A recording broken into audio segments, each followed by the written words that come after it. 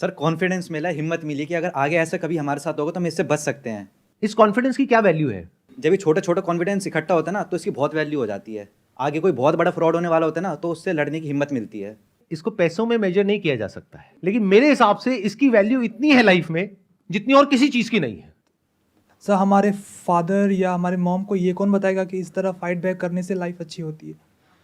For example मैं अपने home town से यहाँ दिल्ली स्टडी के लिए आया, तो मेरे दादाजी ने कहा कि बेटा सारे से बच के रहना, मतलब फ़ाइट नहीं करना, अपनी लाइफ को अच्छे से रखना। और वो है कि मतलब आप ज़्यादा एग्रेसिव मतलब आप मत होना। अगर कुछ हो रहा है तो जस्ट उसको आप मतलब बियर करो और आप हट जाओ वहाँ से। पर आपका सेशन अटेंड करने के बाद ये मोटिवेट होता है कि नहीं, फाइट बैक होना चाहिए। देखो, मेरी बात को ध्यान से समझ लेना। Yes, sir. इसका गलत मतलब मत निकाल लेना। Yes, sir. इसका मतलब ये नहीं है कि आप कहीं भी सड़क पे कहीं भी कोई भी कुछ भी कर रहा है तो पहले ही बहुत एग्रेशन है सड़कों पे, आप जा करके और एग्रेशन बढ़ा दो मेरा ये सेशन देख करके कि तूने मेरी गाड़ी को टच कैसे किया, बाहर निकल। सर मैं ये नहीं कह रहा हूं, मैं क्या कह रहा हूं, छोटी मोटी जो चीजें हैं उसको इग्नोर करो, छोटी मोटी लड़ाइयां हैं उसको इग्नोर करो। लेकिन अगर आपके साथ में कोई कुछ गलत कर देता है जानबूझ करके, ये भी ध्यान से सुनना, एक है अनजाने में, एक है जानबूझ करके। और इसमें फर्क कैसे करोगे? एक बार अगर किसी ने आपके साथ में कुछ गलत किया तो वो गलती है, लेकिन अगर बार बार किया तो माइंडसेट है। एक झूठ बोला, फिर दूसरा बोला, फिर तीसरा बोला, फिर चौथा बोला, आपको फंसा दिया एक ट्रैप में, तो ये क्या है? इसको फ्रॉड बोलते हैं।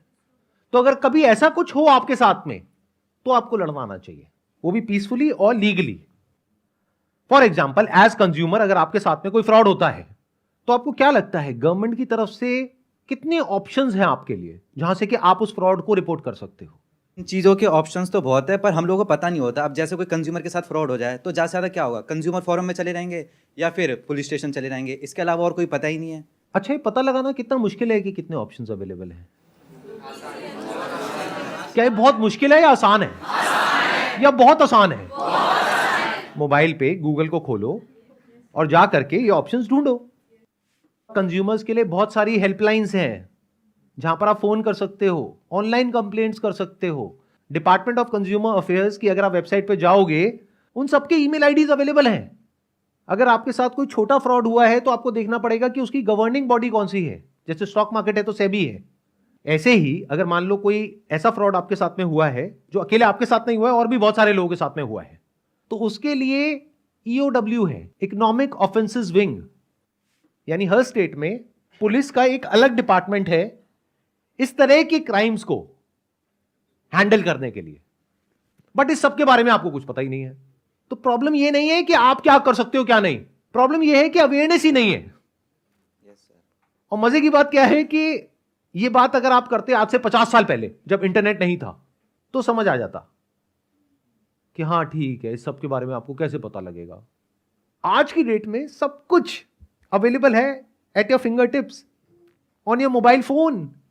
ये सारी इंफॉर्मेशन अवेलेबल है पब्लिकली, कोई भी उसको एक्सेस कर सकता है। मतलब गवर्नमेंट के किसी भी डिपार्टमेंट की किसी भी वेबसाइट पे आप जा करके देख सकते हो कि कौन कौन लोग उस डिपार्टमेंट में एक पर्टिकुलर पोजीशन पर हैं, और उन सबके ईमेल आईडीज हैं, उन सबके एड्रेसेस हैं, उन सबके फोन नंबर्स हैं।